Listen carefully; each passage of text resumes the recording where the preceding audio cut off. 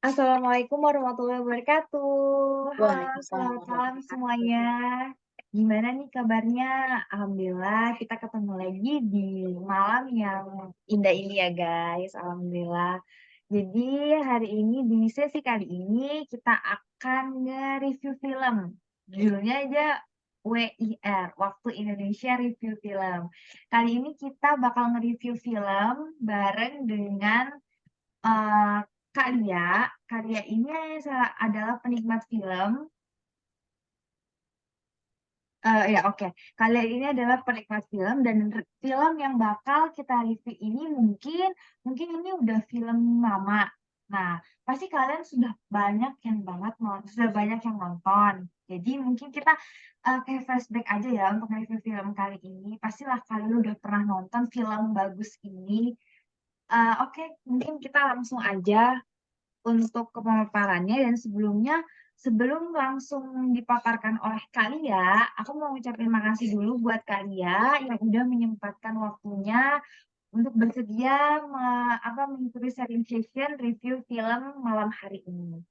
Oke, tidak perlu panjang waktu lagi, aku persilakan buat Kalia, untuk mereview film Tiga Idiot. Silahkan Kalia, waktu dan Thank you. tempat dipersilakan.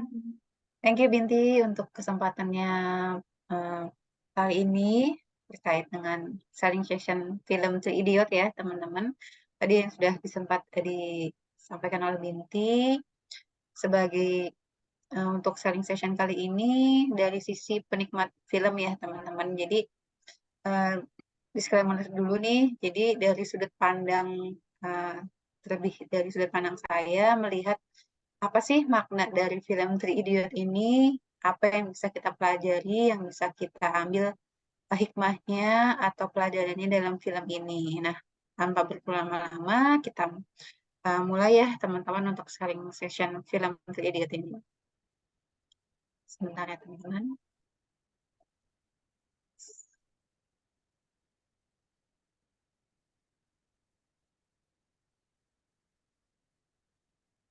Sudah kelihatan kah untuk Sudah layarnya? sudah, Oke, Kak. oke. Terima kasih. Nanti. Jadi seperti yang tadi saya sudah uh, paparkan di awal, film Three Idiot ini sekitar tampil ada di layar video di bioskop itu sekitar tahun 2019.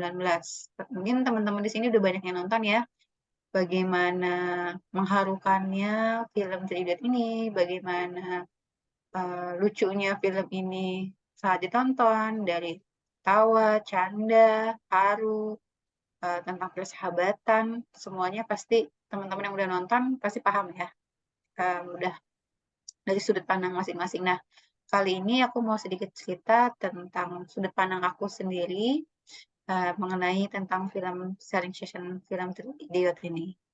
Nah, untuk pertama-tama mungkin kita kilasan sedikit ya tentang karakter utama tiga tokoh di film Idiot ini, yaitu ada Farhan, ada Racho, dan Raju Rastabuli.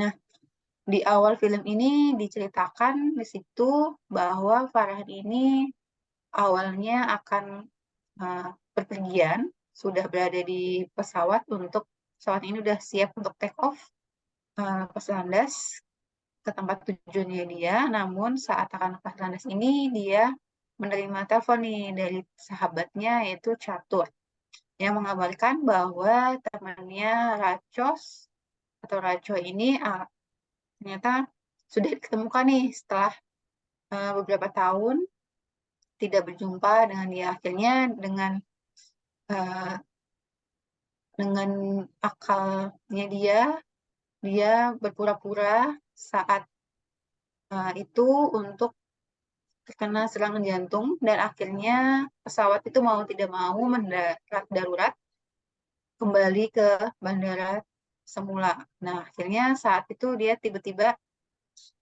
kembali sehat saat pesawat itu sudah mendarat. Jadi dia kabur untuk menghubungi temannya Raju, mengabarkan bahwa Raju sudah ditemukan dan berjanji untuk bertemu di menara tempat mereka berkuliah.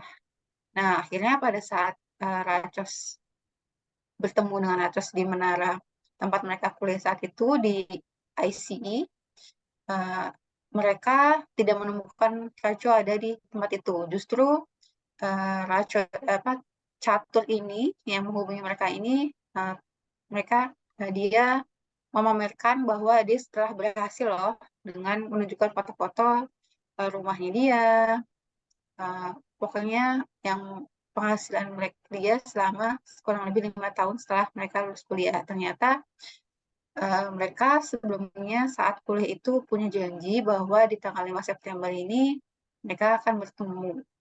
Nah, di saat itu Farhan dan Raju yang kesal dengan catur ini akhirnya melampiaskan kekesalannya, akhirnya ditahan oleh Raju untuk sabar, dan akhirnya catur ini menjelaskan bahwa Raju ini keberadaannya di Simla. Akhirnya dari perjalanan itu, dari informasi catur ini, mereka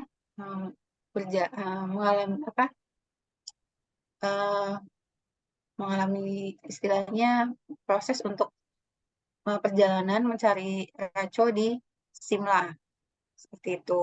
Nah, di perjalanan itu akhirnya Farhan flashback nih masa-masa mereka perkuliahan, bagaimana mereka tentang persahabatannya saat mereka perkuliahan. Mungkin sekilas tentang film Three Idiot ini. Next mungkin sedikit pembelajaran, beberapa pembelajaran dari film Three Idiot ini, yaitu bahwa dijelaskan di salah satu adegan film itu saat contohnya saat di kelas ada salah satu dosen, di situ dijelaskan untuk mendefinisikan sebuah kata dari mesin. Nah, di situ Raco sebagai salah satu tokoh utama menjelaskan definisi mesin itu secara lebih sederhana. Tetapi dari pihak dosen ini maunya menjelaskan secara teori atau lebih ke hafalan bukunya. Nah, akhirnya di situ dosennya lebih menerima penjelasan dari salah satu sahabatnya, yaitu temannya di kelas itu catur. Jadi dia lebih menghafal kata-kata yang ada di buku tanpa memahaminya. Jadi menurut Raco itu lebih baik belajar itu bukan hanya menghafal ya teman-teman. Di sini lebih dijelaskan bagaimana kita memahami isi dari buku tersebut. Jadi belajar itu bukan hanya sekedar hafalan, tapi memahami makna, maksud dari penjelasan di buku itu atau di teori tersebut. Dan selain itu juga dijelaskan dalam satu adegan saat itu pidato di acara tersebut dengan bantuan teks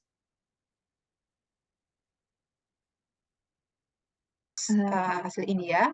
Dia meminta bantuan salah satu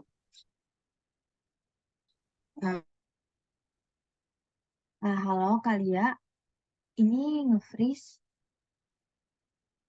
dan suaranya Kalia putus. Halo? putus ya sebentar. Iya, Halo. udah Kak. Halo? Coba Kak, ngomong lagi.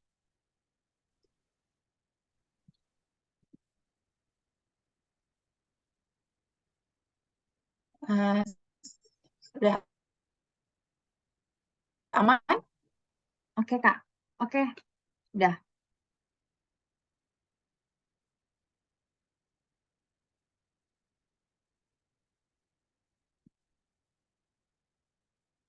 Halo?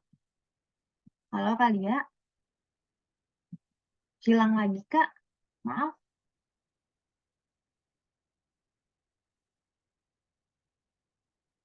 Halo?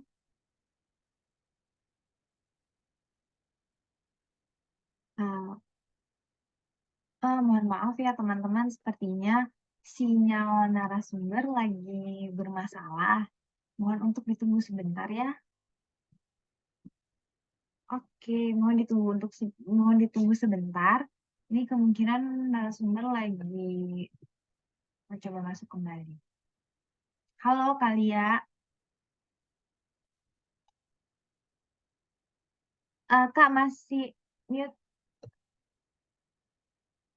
Halo, Ya, maaf ya teman-teman semua. Aman nggak suara? aman Kak, aman. Oke, bisa dilanjut Kak.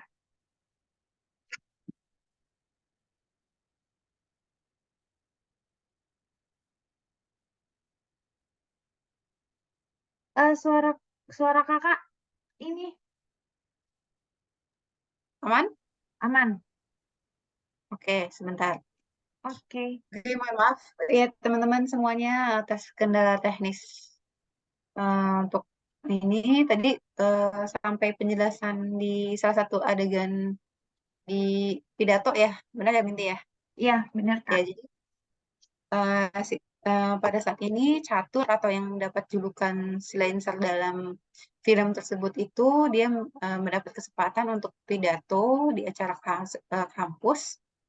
Jadi di saat itu dia meminta bantuan salah satu eh, di situ untuk salah satu petugas yang ahli dalam eh, dengan bahasa asli India.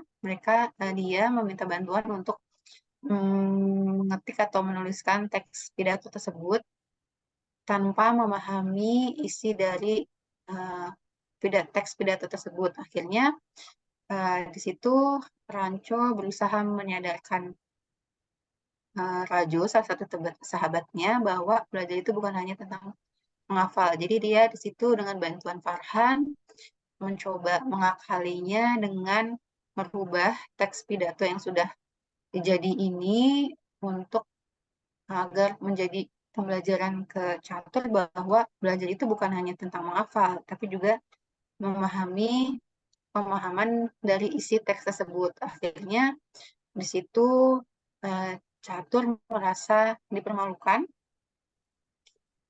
bahwa akhirnya dia marah-marah seperti yang akhirnya dia membuat janji tadi untuk tanggal 5 September itu dia akan membuktikan bahwa dia akan berhasil daripada uh, Raco maupun Farhan dan Raju tersebut.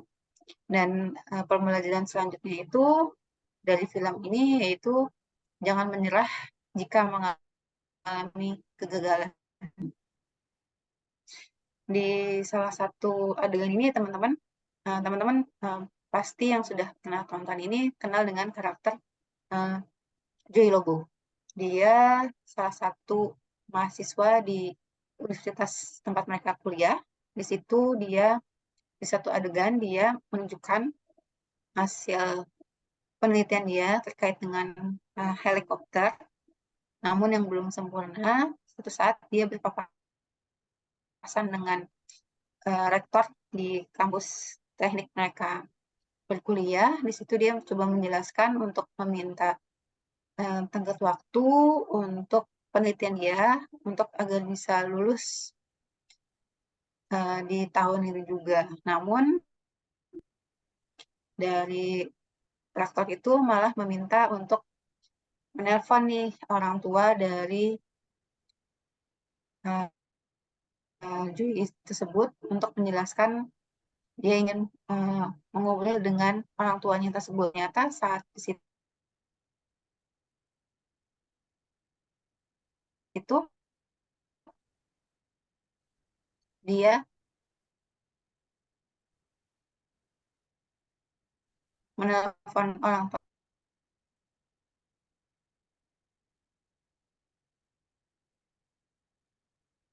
Halo Kalia. Halo Kak, mohon maaf ini suaranya putus-putus dan videonya Kakak juga nge-freeze. Halo, Kakak dengar suaraku?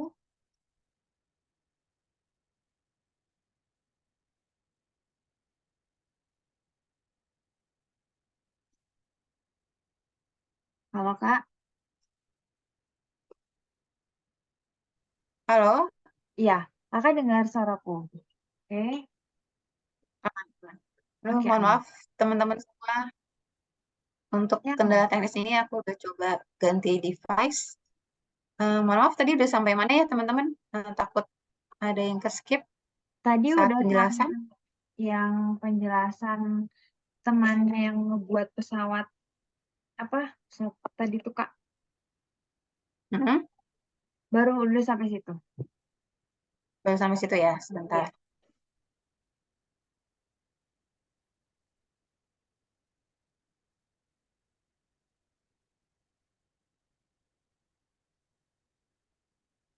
Oke, jadi tadi eh, salah satu temannya punya penelitian untuk helikopter itu, tapi saat berpapasan dengan rektor dari universitas tersebut, dia meminta tenggat waktu untuk bahwa bisa membuktikan bahwa penelitian ini akan berhasil.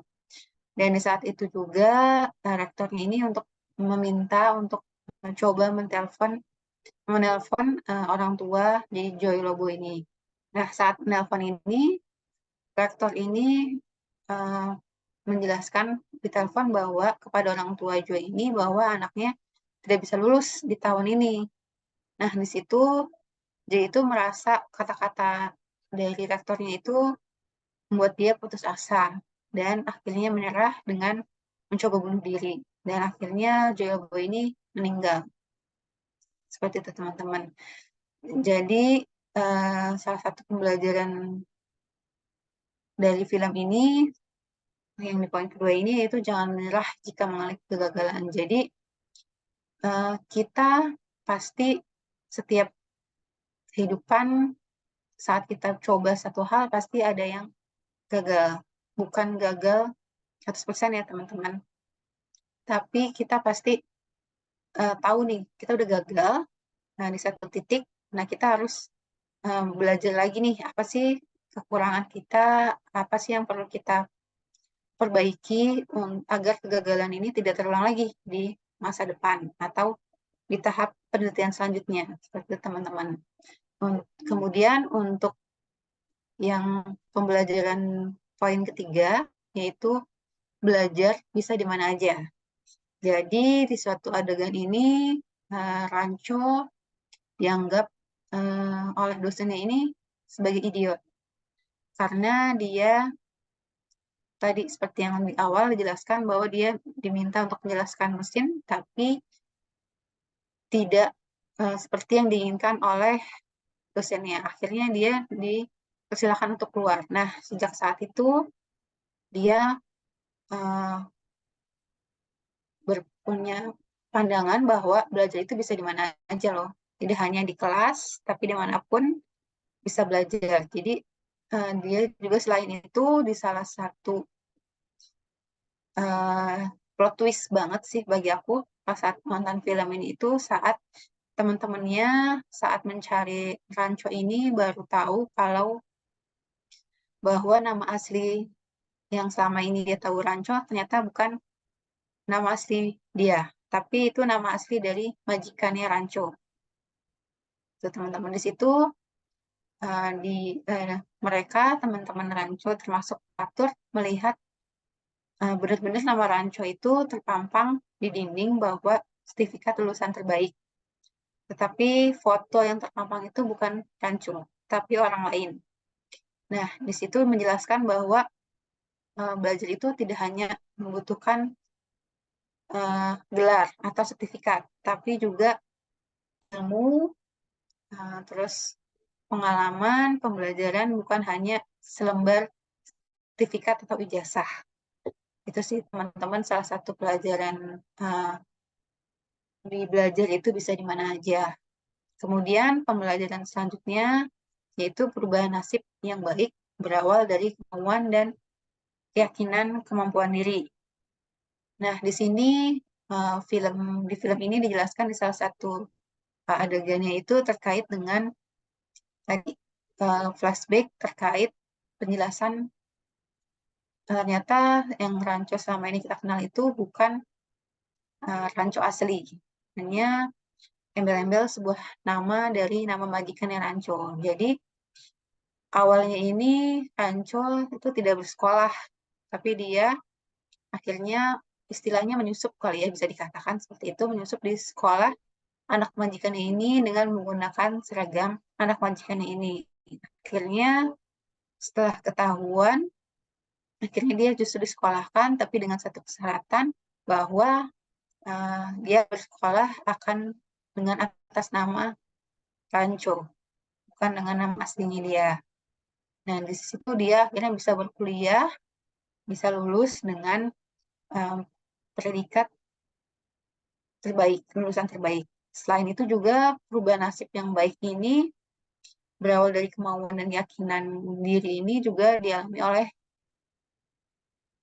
Raju, temannya dari Ranco. Dia yang awalnya menjadi peringkat terakhir, salah satu peringkat terakhir di tempat kuliahnya ini, dia bertekad tidak lagi menyembah binatang atau patung-patung berhala untuk kepercayaan mereka bahwa setiap akan ujian itu harus menyembah berhala. Tapi dia yakin dengan kemampuan diri dia untuk yakin bahwa dia mampu melalui kemauan dia untuk belajar, untuk memahami uh, semua pembelajaran itu untuk lebih paham lagi, tanpa harus bergantung dengan menyembah berhala seperti itu.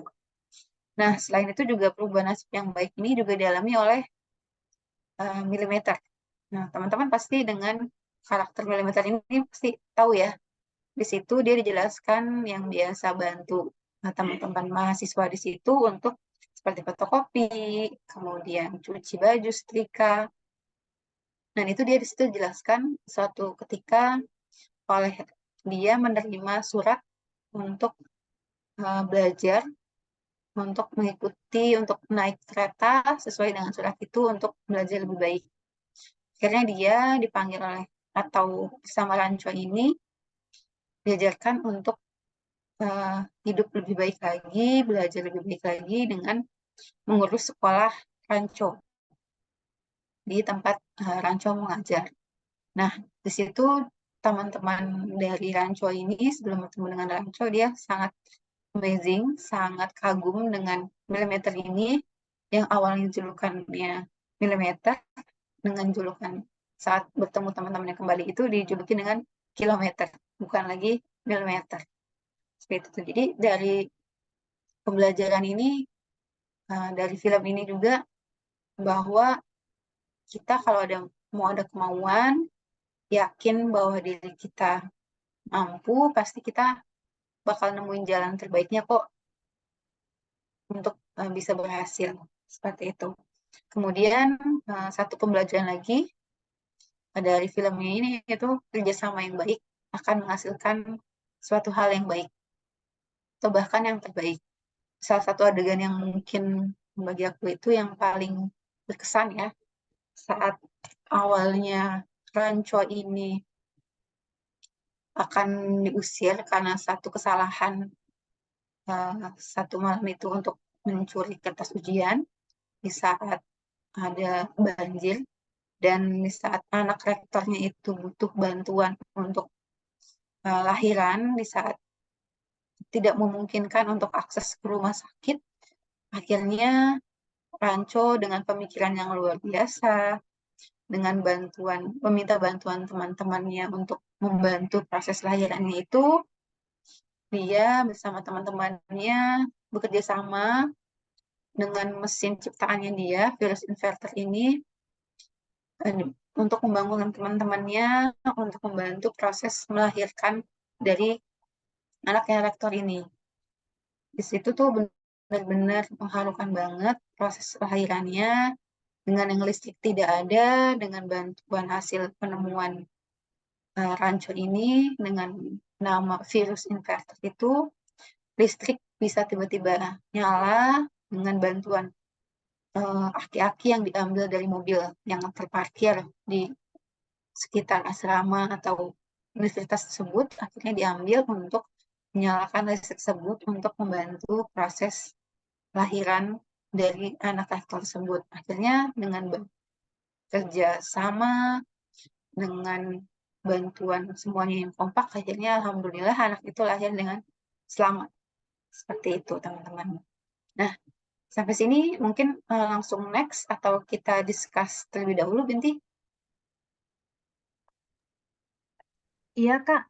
Mungkin bisa next aja dulu, Kak. Nanti kita ada sesi tanya jawab setelah selesai pemaparan.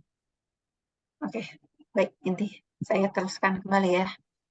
Nah, jadi selain tadi ada pembelajaran dari film-film dari film Three Idiot ini, bagi aku juga ada beberapa kata-kata penyemangat dalam film Three Idiot ini. Yang pertama itu, jadilah diri sendiri, lakukan yang kamu suka, karena kesempatan di hidup kita itu nggak bisa datang dua kali.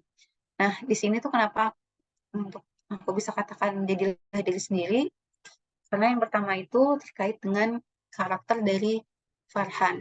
Farhan ini sebenarnya dia punya cita-cita bukan untuk kuliah di universitas tersebut, tapi dia punya cita-cita untuk menjadi fotografer di alam liar.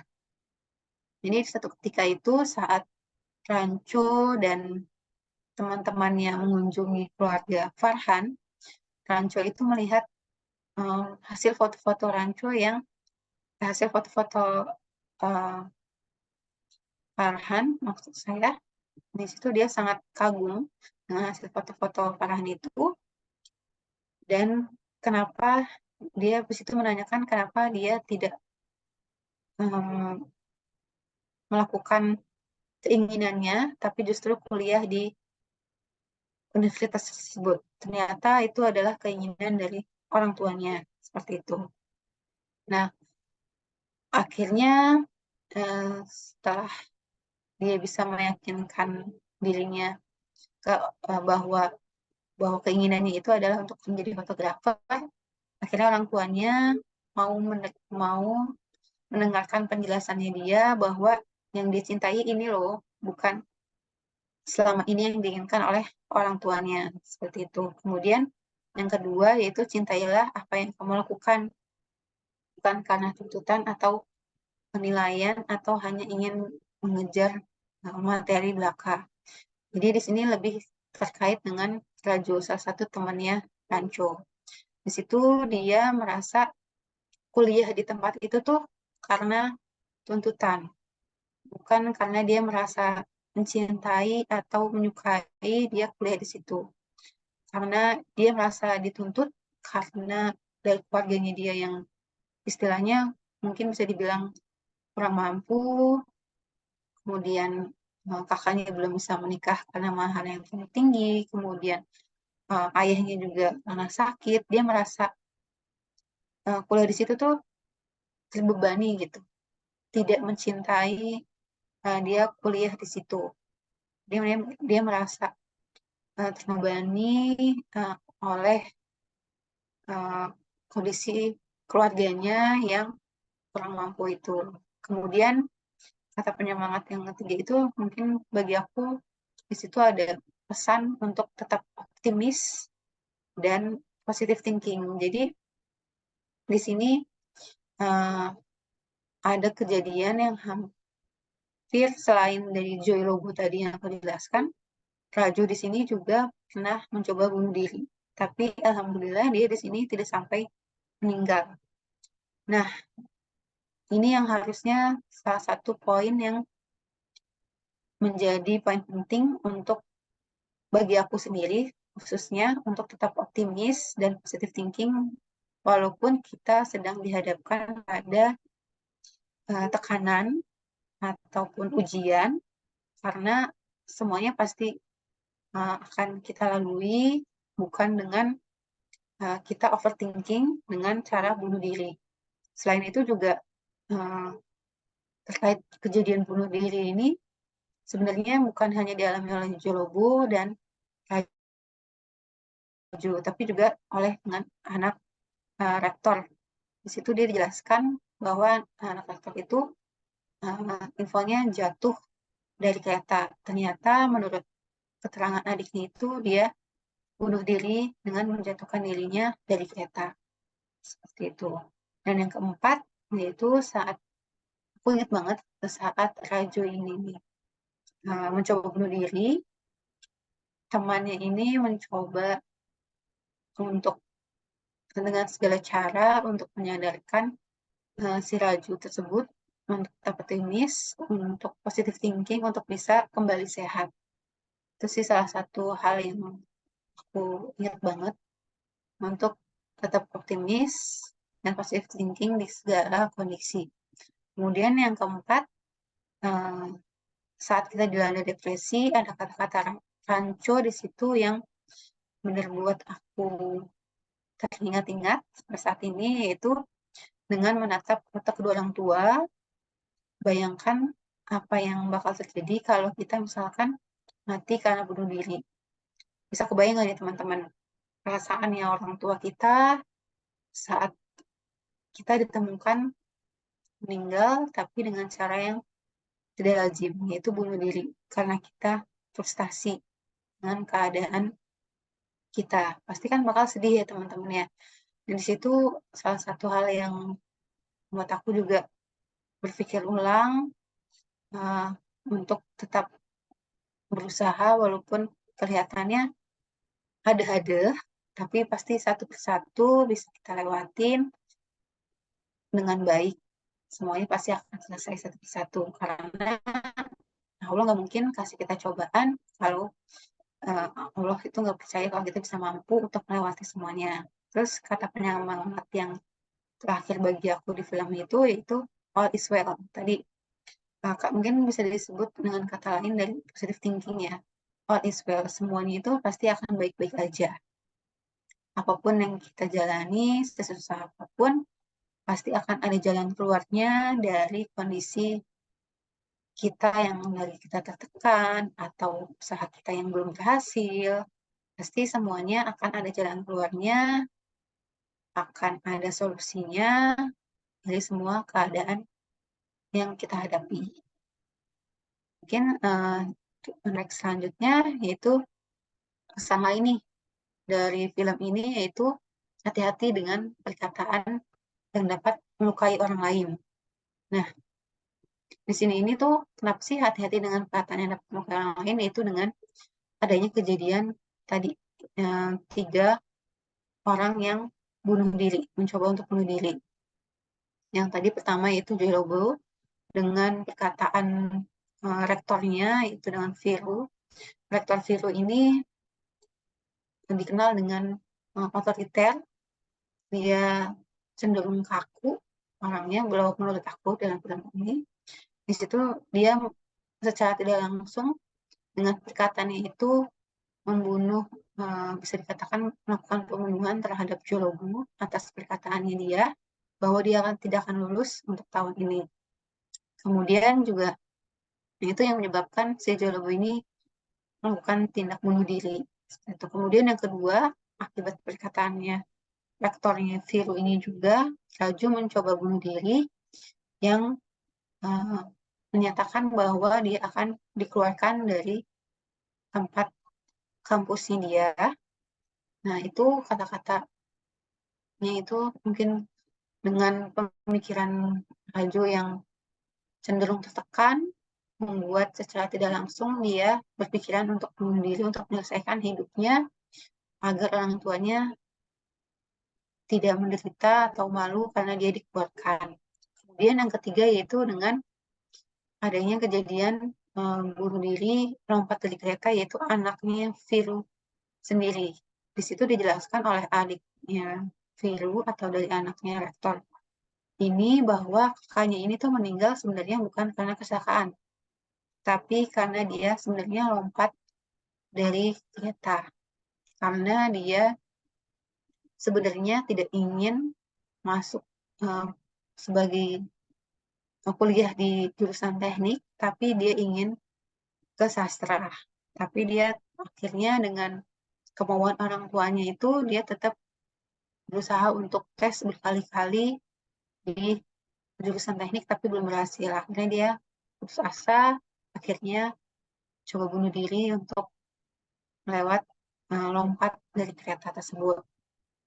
Kemudian Nah, yang kedua yaitu kata-kata pesan lainnya itu terkadang maksud orang lain itu baik, tetapi terkadang penafsiran orang lain itu keliru.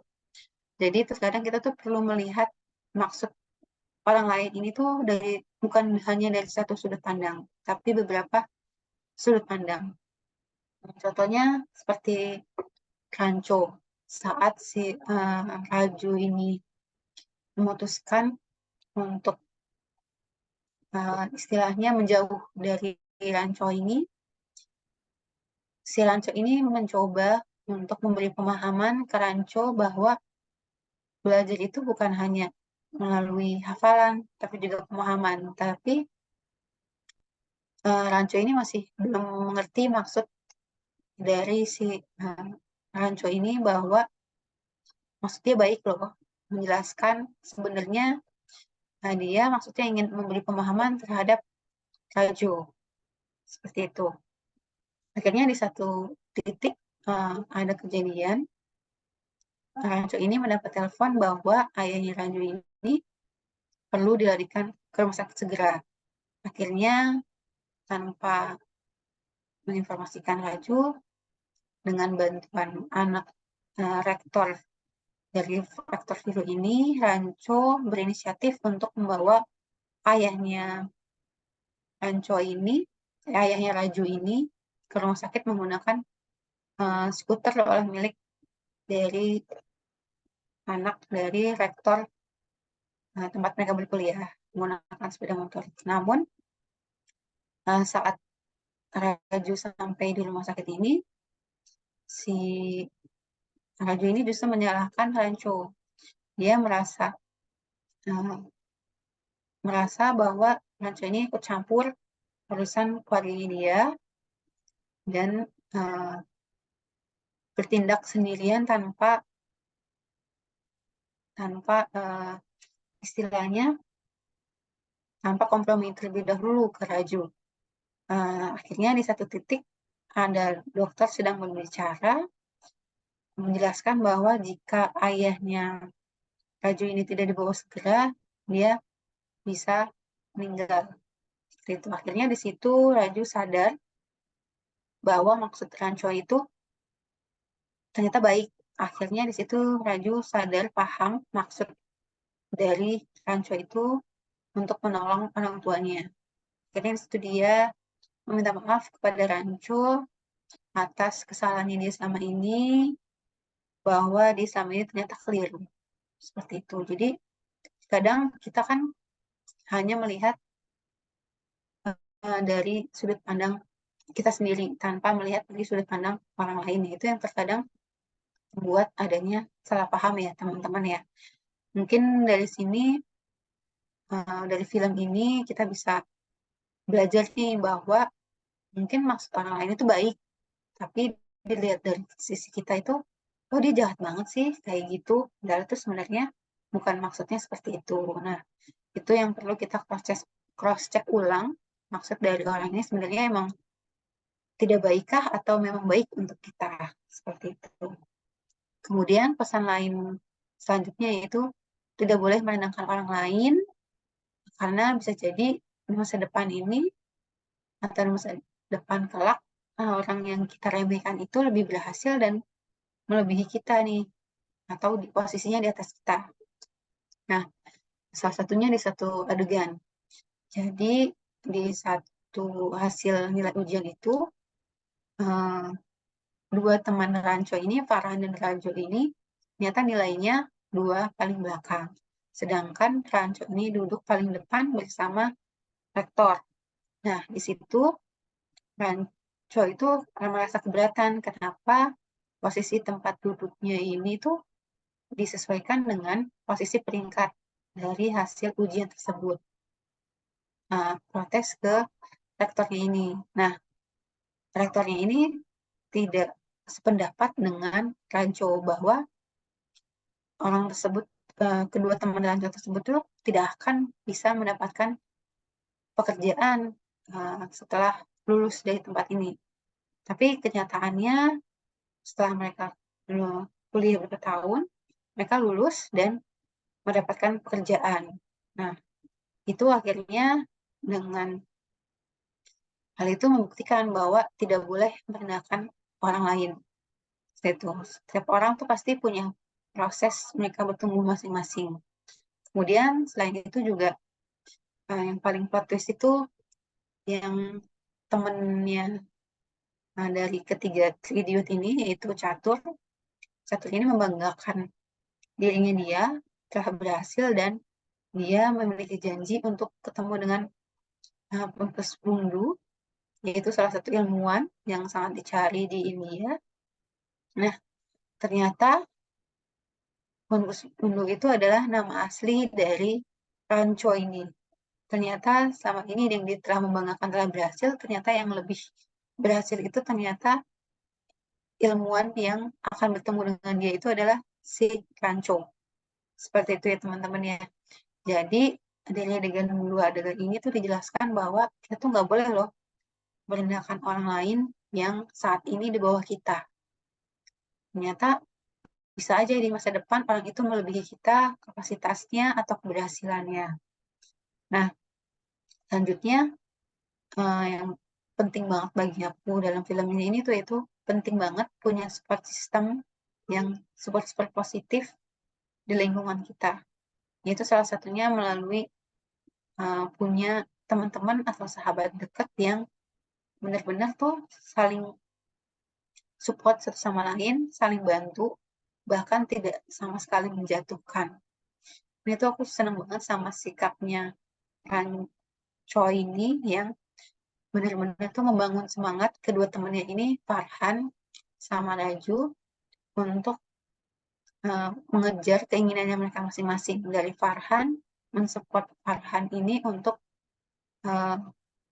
mencintai kesukaannya dia ini, hobinya dia ini jadi pekerjaannya dia. Dengan meyakinkan orang tuanya bahwa dia tetap bisa berhasil loh melalui bukan di dunia teknik, tapi melalui kegiatan dia sebagai fotografer alam liar.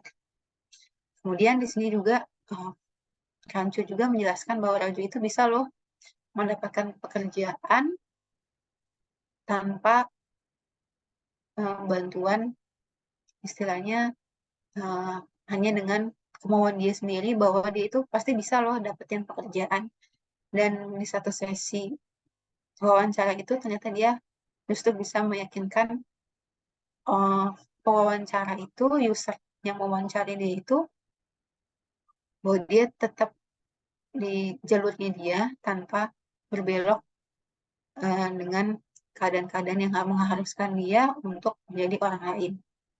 Itu sih salah satunya. Kemudian di sini yang paling poin yang mungkin perlu ditekankan yaitu tidak memasukkan kehendak diri sendiri, tidak egois, termasuk jika kita nanti sebagai orang tua, teman-teman ya, salah satu poin itu saat kita menjadi orang tua, kita tidak boleh nih egois terhadap keinginan kita untuk anak-anak kita mau jadi apa.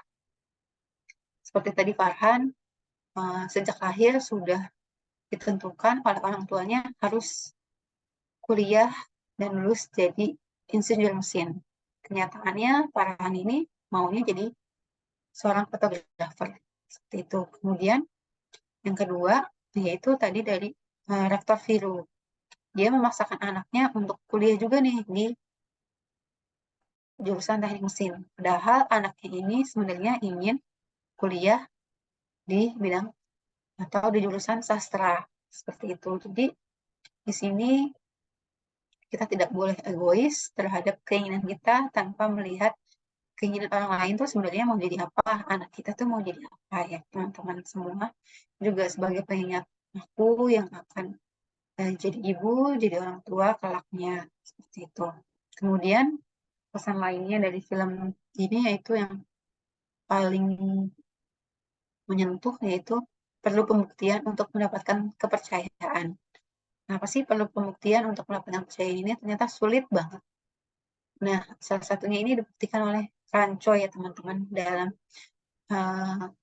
satu adegan awal ini. Rektor dari universitas tempat mereka kuliah ini menjelaskan saat mereka baru masuk di perkuliahan itu menjelaskan salah satu filosofi tentang pena yang menjadi pena favorit dari rektor itu. Pena ini itu dia dapatkan dari gurunya dia. Nah, selama 33 tahun dia menjadi rektor itu, bagi dia itu belum ada yang mampu atau belum ada yang bisa membuktikan bahwa pena ini tuh akan dia berikan ke anak muridnya. Tetapi dengan Rancho, dia akhirnya memberikan pena tersebut sebagai orang yang dirasa sudah membuktikan kepercayaannya bahwa Rancho itu mampu untuk menerima pena itu, layak untuk menerima kepercayaannya dia untuk menerima pena itu setelah dia membuktikan bahwa dia benar-benar mampu loh menjadi mahasiswa yang luar biasa menciptakan mesin virus investasi itu saat proses melahirkan anaknya si Viru ini.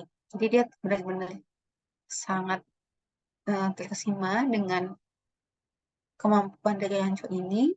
Akhirnya dia memberikan kepercayaan bahwa penanya ini bisa menjadi pena hak milik dari si Rancho ini.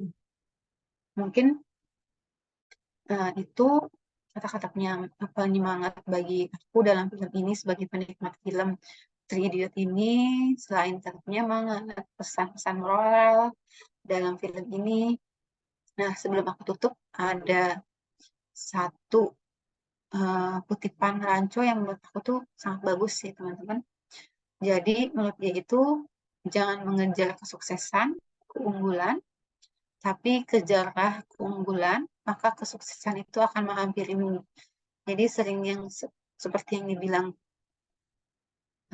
materi kita sama kelas di kelas ini, bahwa tingkatkan kompetensi kita, soft skill kita, maka materi ataupun peluang itu akan menghampiri kita. Mungkin itu aja sharing session terkait film Three Idiot ini sebagai aku dari sudut pandang aku sebagai penikmat film.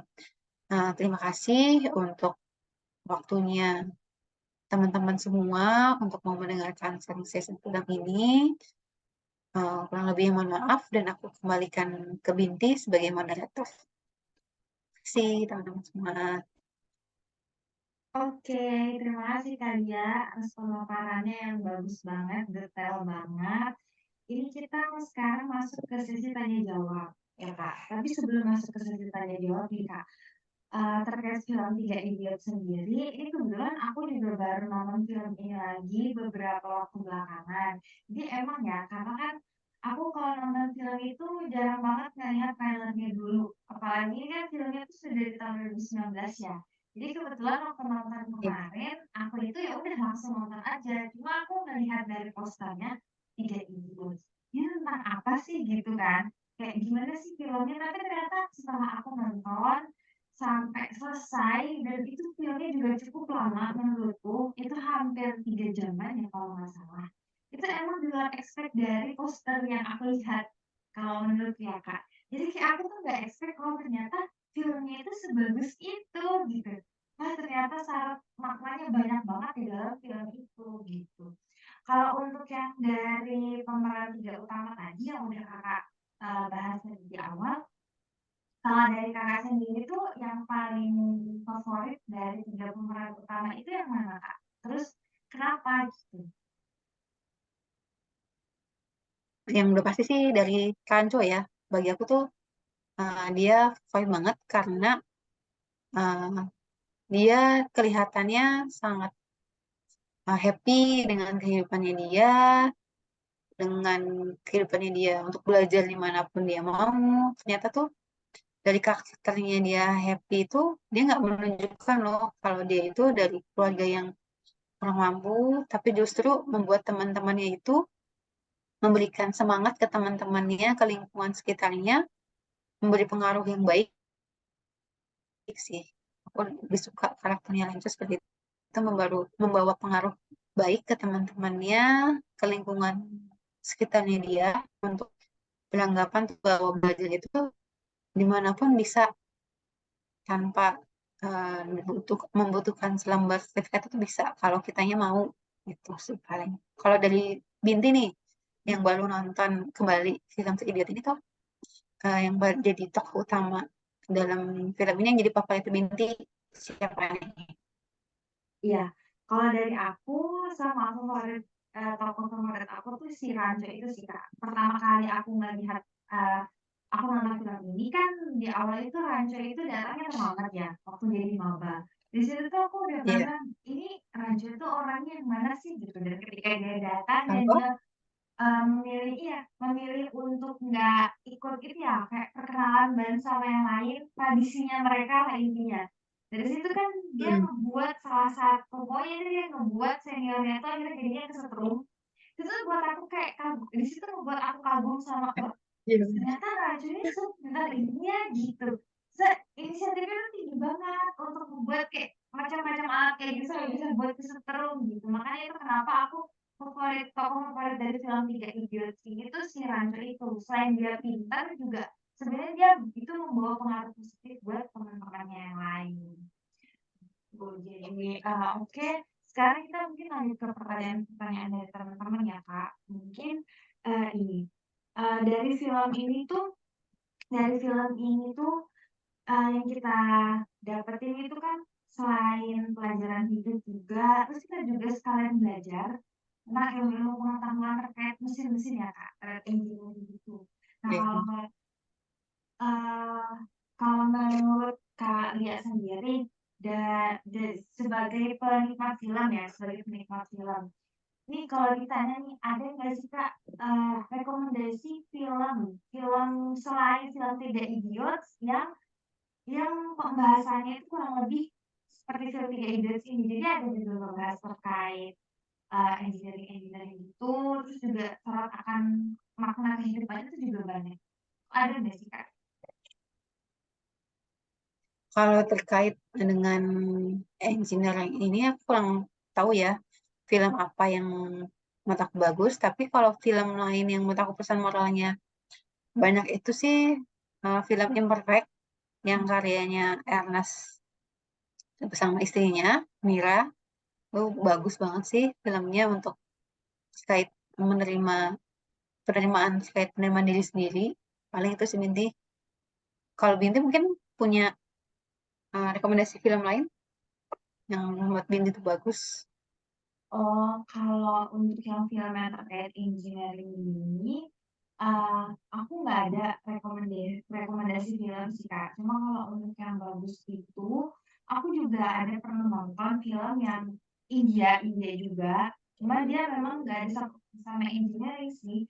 Cuma aku sukanya dan kenapa aku bisa rekomendasikan ini, dia itu cerita tentang emang sosok seorang perempuan yang dia itu sebelumnya tuh jadi ini ya, PSK ya. Terus itu nanti dia tuh bisa jadi sebagai seorang pemimpin kayak ratu gitu, terus akhirnya dia membuat kayak kebijakan Hmm. kebijakan yang untuk PSK itu, kayak dia menyelamatkan para PSK itu.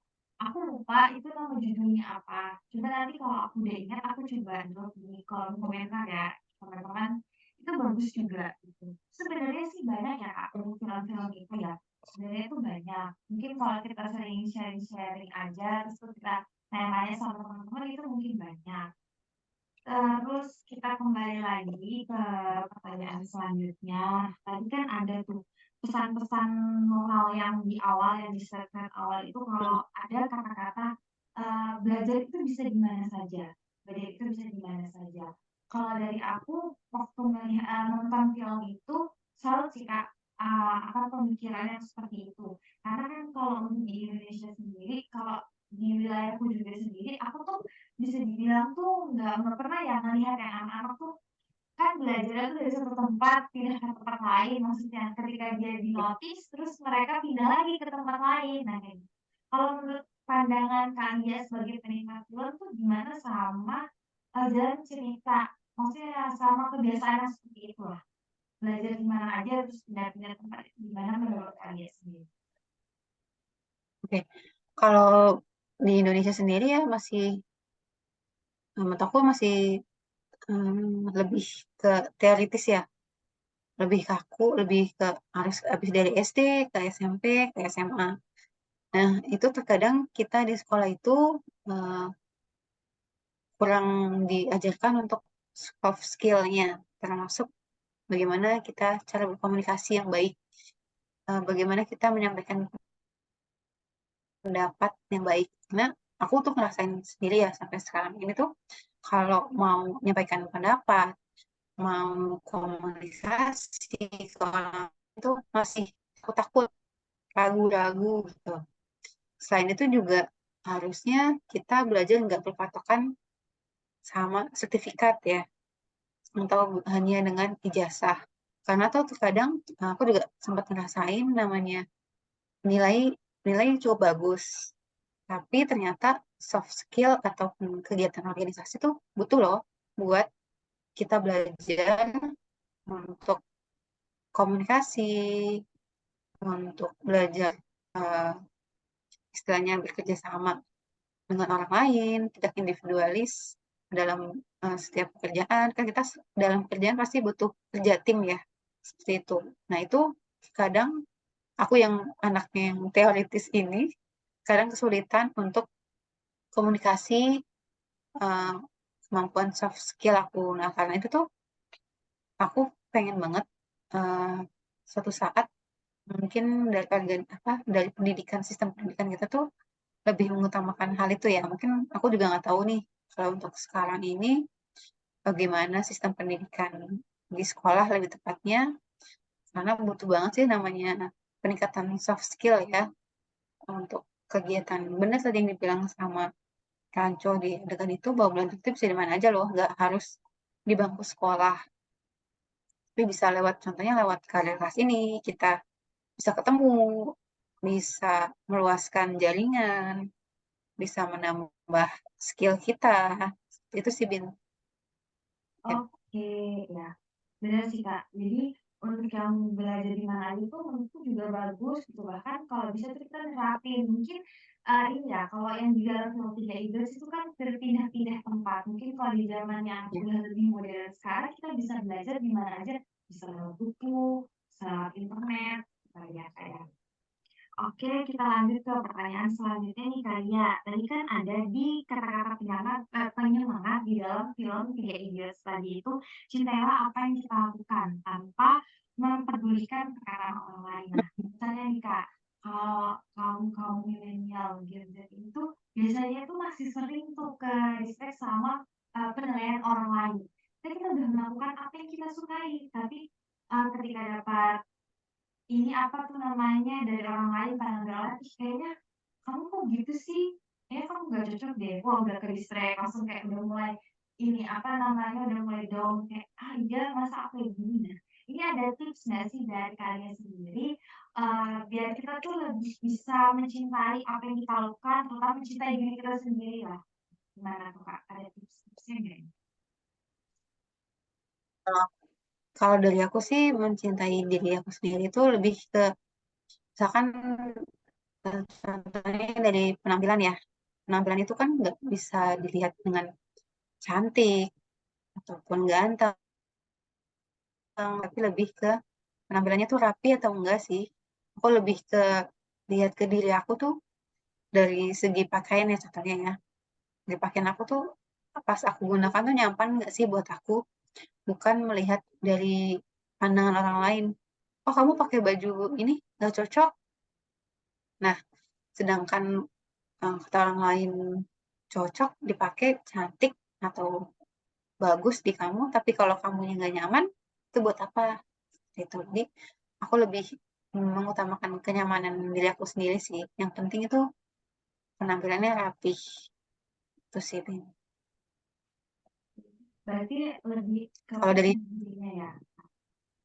iya, lebih ke percaya dirinya.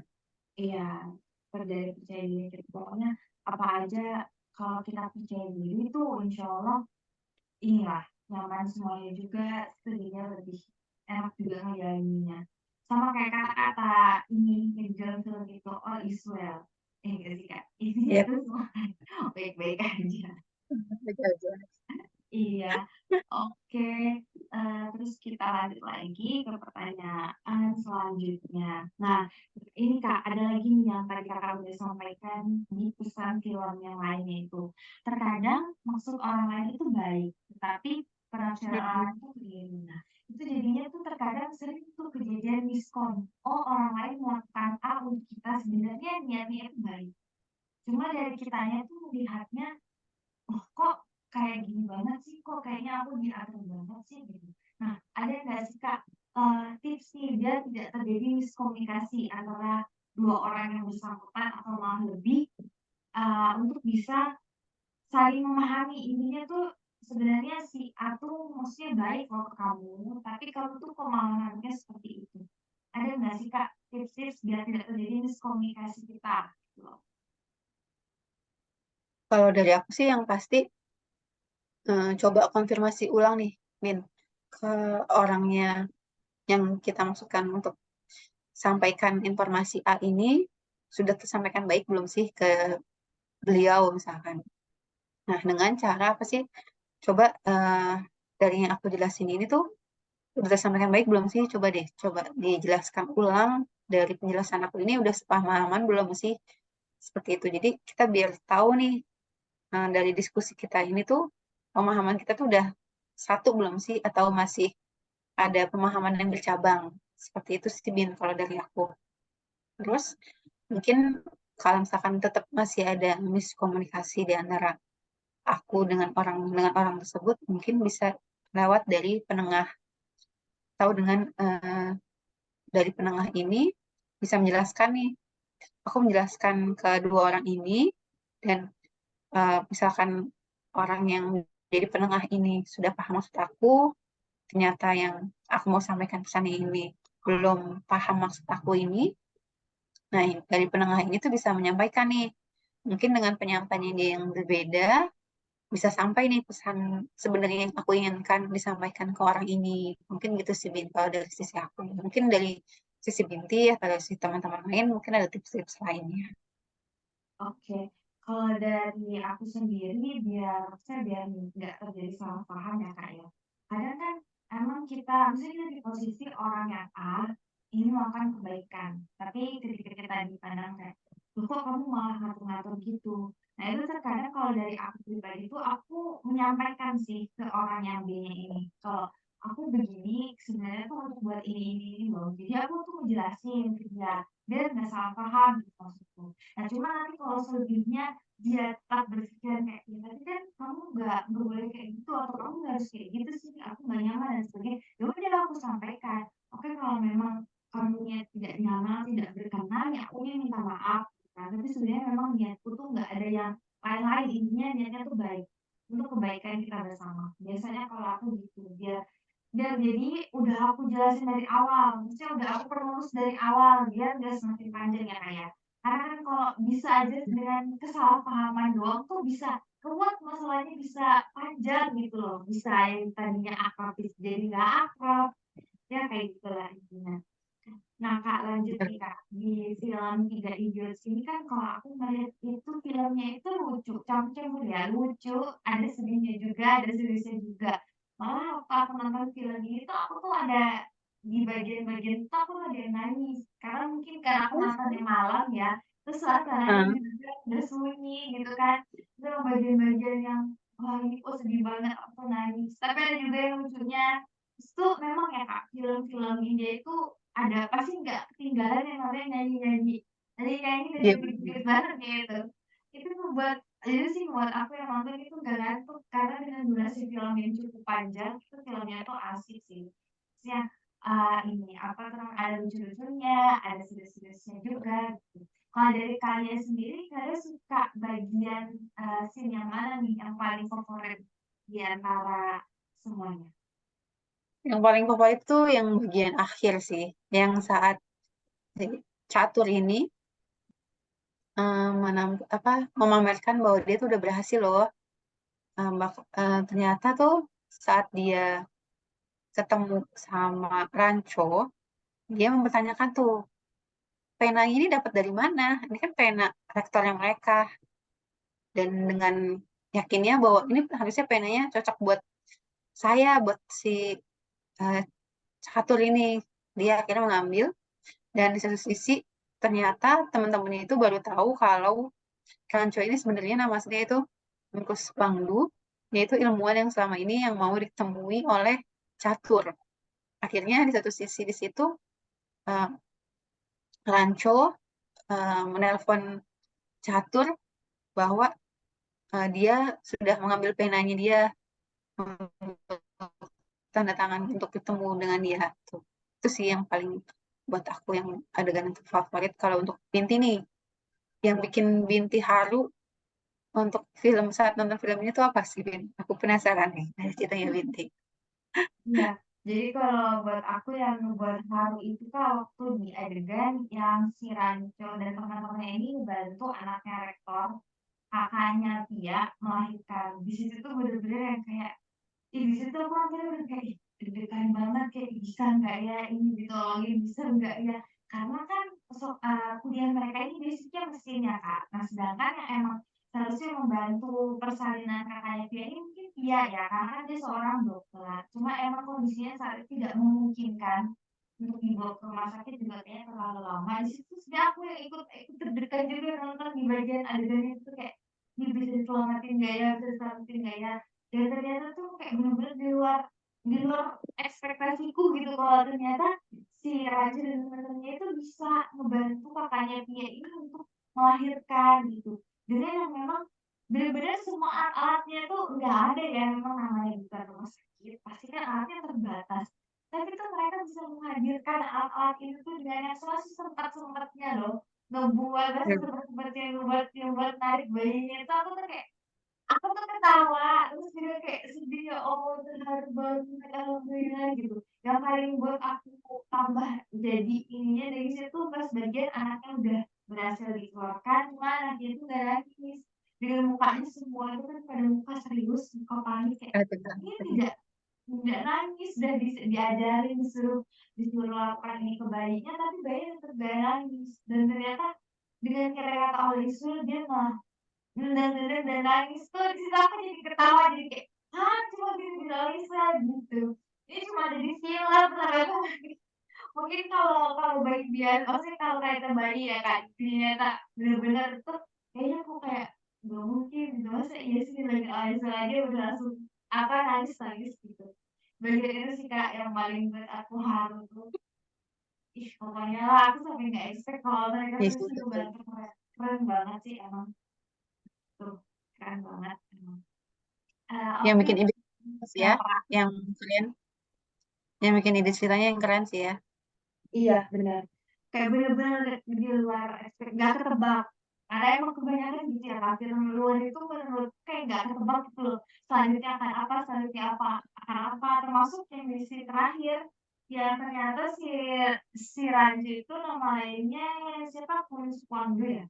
Ya itu ya, Iya, ilmuwan pemusuhan. ilmuwan itu. Itu bener-bener nggak ketebak kayak, hah?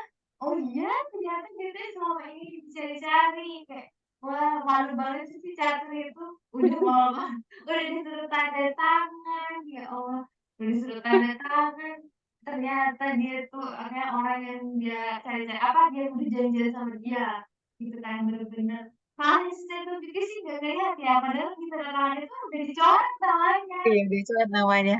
dicoret bener-bener karena mungkin dia ngerasa udah bahagia seneng banget nih aku di atas mereka aku paling sukses aduh ya gitu deh tapi emang bagus sih kalau film itu ada lucu-lucunya ada sedih-sedihnya ada seriusnya ada meskipun durasi yang panjang itu nggak membuat bosan kayak benar filmnya ini bagus terus pokoknya yang teman-teman yang belum nonton kayaknya memang harus segera nonton film Tiga Harus Idiots nonton sih.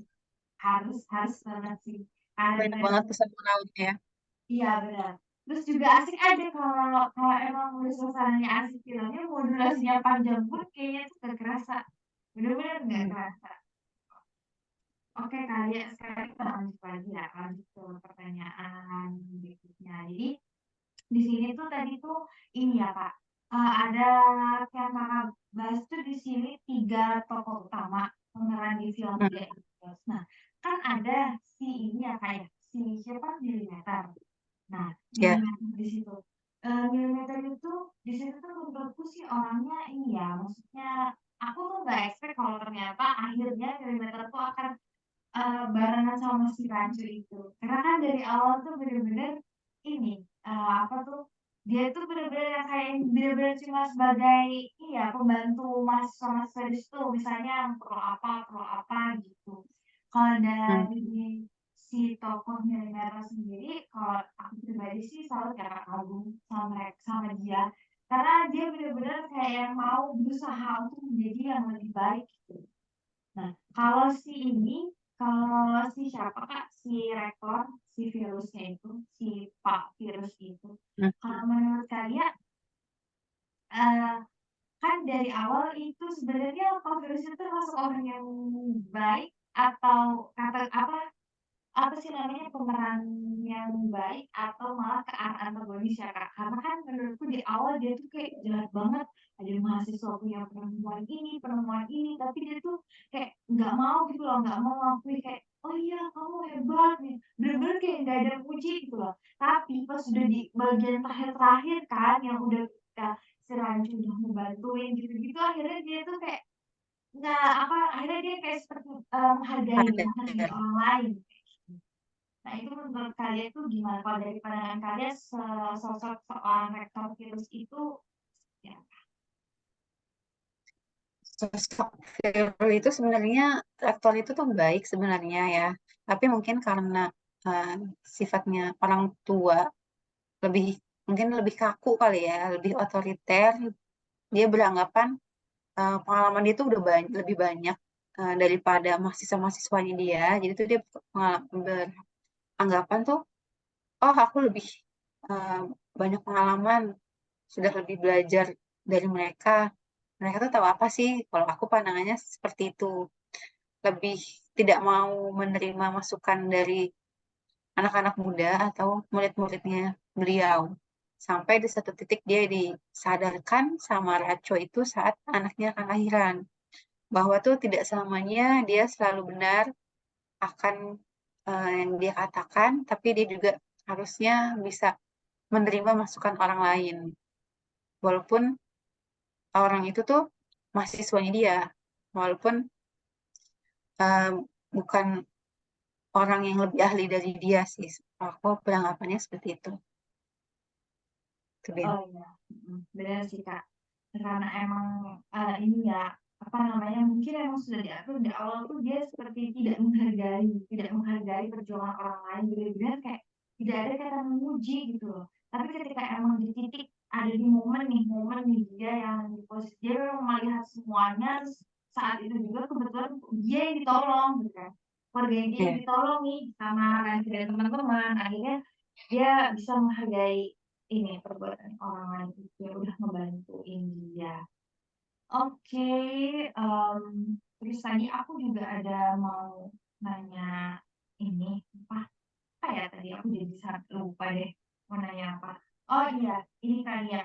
Yang di bagian ini deh lebih kepada kalau menurut kalian sendiri, aku mau pandangan kalian satu tokoh yang membuat aku yang ini ya terlihat agamis agamis banget ya di awal si Ranju siapa? Ranju ya tadi ya?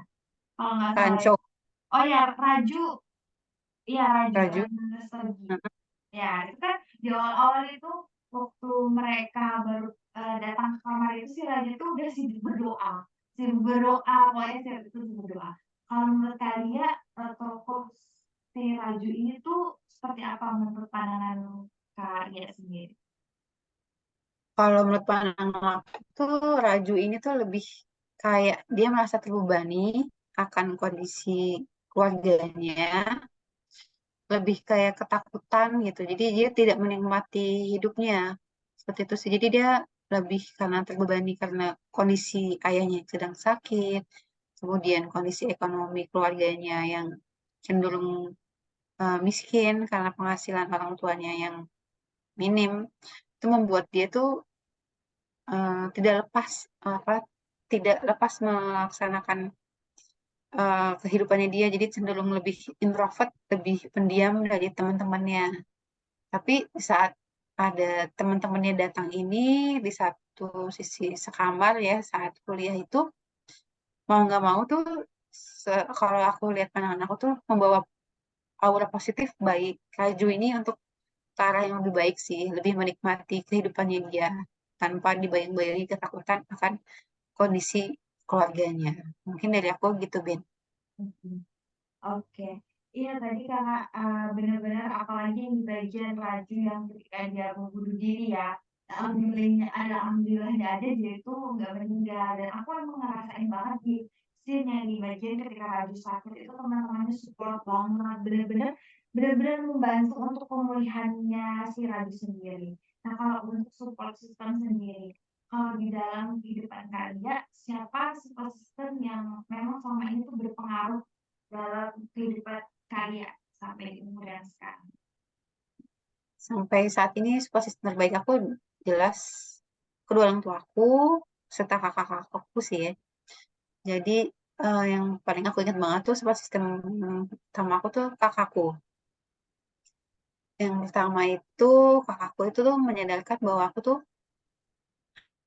harus coba, satunya itu coba untuk bawa motor sendiri ke tempat perkuliahan aku. Aku tuh anak terakhir, situ aku apa-apa pasti minta anterin dong mau berangkat kuliah, anterin dong mau ke sini, sampai satu titik tuh ibu aku aja sampai pernah bilang cuma ke rumah tetangga aku yang 5 langkah aja aku minta anterin. Percaya nggak, Bis? Aku minta anterin orang tua aku untuk anterin. Itu ibu aku di situ bilang, kamu mau sampai kapan dianterin sendiri? Udah mau lulus loh, lulus. Waktu itu aku masih banget lulus SMA. Masa terus-terusan bergantung sama orang lain gitu sih. Aku terus itu tersadar, terus sampai di waktu kuliah, akhirnya kakakku yakinin aku tuh untuk coba bawa kendaraan sendiri ke tempat perkuliahan. Itu aku perdana pertama kali bawa motor jauh, dan akhirnya sampai sekarang dengan keyakinan dari kakakku itu, aku sampai sekarang kemana-mana sendiri, lebih pakai motor tanpa ngerepotin orang lain sih. Itu sih, Ben, yang bikin aku sadar sampai saat ini. Tuh, kalau dari Binti nih, support system terbaik dalam hidup Binti siapa? Aku mau tahu. Iya, iya. Sama ya Kak, kalau dari aku sendiri itu support system terbaik aku yang pertama adalah kedua orang tua yang selama ini emang mendukung, selama ini mensupport apa-apa yang aku lakuin dari mungkin dari pemilihan sekolah, mau sekolah di mana, kuliah dan sebagainya mereka yang dukung. Terus yang kedua di posisi di peran yang sekarang yang udah sekarang aku menjadi seorang istri pasti yang kedua itu suami. Jadi yang pertama tuh keluarga ya, peran untuk keluarga termasuk orang tua, adik, karena kebetulan aku anak pertama dan aku punya adik, jadi ya orang tua dan adik yang emang support pertama. Terus yang selanjutnya itu suami yang saat ini memang selalu bareng-bareng sama aku, jadi yang memang saat ini dia yang paling deket lah bahasanya kan kita tinggalnya bareng, terus itu ya udah yang paling support saat ini suami yang menerima semua keluh kesah apapun itu.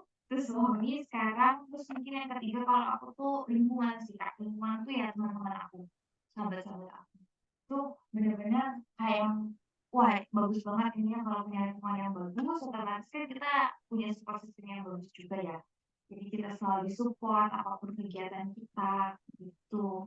Soalnya apalagi dengan isu-isu belakangan ini ya Kak, yang terkait banyaknya remaja-remaja yang bunuh diri. Karena kan itu aku Benar-benar. membaca beritanya juga itu tuh sangat-sangat disayangkan. Jadi sebenarnya emang kita hidup itu kan juga punya banyak permasalahan, punya banyak tekanan ya Kak. Cuma mungkin kita harus punya tempat untuk meluapkan semuanya. Kita harus punya orang yang mau mendengarkan kita, untuk mendengarkan keluh kesah kita. Jadinya kalau nggak ada tempat, ya jadinya gitu kita jadi pikirannya pendek. Ya udah merasa ini aku yang paling berat banget ujiannya dan sebagainya. Akhirnya memilih jalan yang tidak seharusnya dipilih. Ya kan ya Kak? Ya. Harusnya kan jalan bunuh diri itu bukan jalan yang terbaik. Karena ya mungkin ya di dunia mereka merasa "Oh, udah selesai nih hidup udah bakal tapi kan masih ada jalan di akhirat lagi karena kan itu perbuatan yang tidak sesuai oleh Allah ya Kak kayaknya itu masih Benar-benar, ada Ben. jalan jalan lain gitu loh. Jadi memang benar-benar support system di sini tuh memang penting banget. Jadi kita juga harus saling peduli ya Kak dengan lingkungan di sekitar kita. Gimana kondisinya teman-teman kita gitu. Bahkan kemarin semenjak ada isu-isu masalah-masalah yang gede itu kalau dari aku sendiri jadinya tuh jadi lebih perhatian ke orang-orang sekitar, apalagi ke teman-teman gitu. Kalau lagi ngerasa, oh kayaknya dia lagi berbeda nih atau apa, kamu kenapa gitu, kamu ada apa kayak gitu. Soalnya tuh kan kita nggak pengen banget ya Kak, terjadi hal-hal yang tidak diinginkan gitu, apalagi terlebih orang-orang terdekat-terdekat kita. Jadi emang pentingnya punya support system tuh gitu, biar tidak merasa sendiri ya Kak ya. Kalau punya Bener support banget, system Ben. gitu ya, jadi biar tidak sendiri. Oke, ini kalau waktunya ditambah sedikit, itu nggak apa-apa ya Kak ya, aman aja ya? Nggak apa dong. Oke, aman aja. Oke, ini kayaknya pertanyaan-pertanyaannya juga udah ini, apa tuh, udah hampir-hampir sama juga di teman-teman yang lain. Ini Kak, mungkin sebelum ditutup, ada ini enggak, kata-kata penyemangat ya, kata-kata penyemangat dari kalian sendiri sebagai, penikmat film atau mungkin ditambahin deh, mungkin ada rekomendasi film lain yang teman-teman wajib untuk tonton karena sebagus itu filmnya. Oke Kak, ya dipersilahkan mungkin ada kata-kata penutup. Oke. Kalau dari aku sih, tadi yang dari Binda juga sudah jelaskan sama diskusi, terkait film ini tuh pesan moralnya yang paling ditekankan yaitu jangan pernah menyerah ya teman-teman ya. Eh, all is well, dan seperti dikatakan oleh film The Idiot, mau kita sesulit apapun mendapatkan ujian, cobaan, pasti semuanya ada jalan keluarnya, tapi jalan keluarnya bukan dengan bunuh diri, karena bunuh diri itu bukan jalan keluar terbaik, justru itu masalah bagi orang-orang yang kita tinggalkan jika kita memang setelah bunuh itu uh, meninggalkan banyak-banyak uh, istilahnya kesedihan, seperti itu ya teman-teman. Jadi jika memang teman-teman sedang ada masalah, butuh teman diskusi, silakan teman-teman cari support system terbaik bagi teman-teman, bukan dengan cara-cara negatif yang untuk menghilangkan atau menghindari permasalahan itu, tapi hadapi permasalahan itu bukan untuk menghindarinya. Mungkin itu aja dari aku, Bin, untuk penutup pada sesi Oke. sharing ini. Iya, terima kasih Kak Lia untuk pemaparannya terkait review film dari film 3 Idiots ini.